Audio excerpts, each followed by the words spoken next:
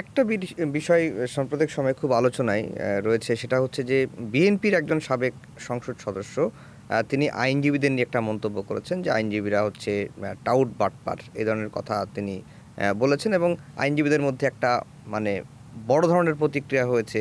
Bar council বলেন, ঢাকা আইনজীবী সমিতি বলেন, সুপ্রিম কোর্ট আইনজীবী সমিতি বলেন, সবাই এটার প্রতিবাদ জানিয়েছে। কিন্তু পাবলিক পারসেপশন তো একটা আছে যে আইনজীবীদের মধ্যে, সবাই না, কিছু অংশ এই টাউট বাটপার তো আমরা দেখি, এবং আপনারাই অভিযান পরিচালনা করে তাদেরকে ধরেন।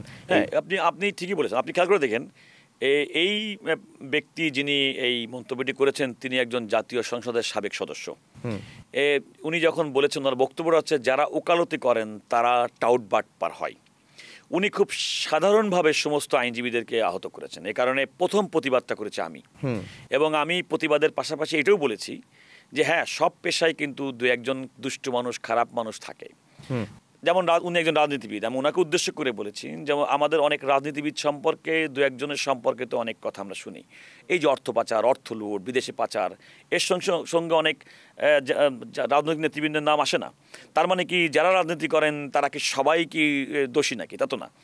আমার বক্তব্য হচ্ছে যে সুস্পষ্টভাবে যে আপনি একটা পেশাকে সাধারণভাবে আপনি জেনারেলাইজ করে সমস্ত পেশার সমস্ত ব্যক্তিদেরকে আপনি এভাবে আপনি ঢালাওভাবে অভিযোগ করতে পারেন না। কারণ আমাকে যখন বলবেন আমি এই পেশার অন্তর্ভুক্ত ব্যক্তি, আমি তো পাবলিক ডোমেনে প্রতিনিয়ত বলি আমার জীবনে আজ পর্যন্ত বিন্দুমাত্র কোনো অসৎ পয়সা আমি জীবনে ইনকাম করি নাই।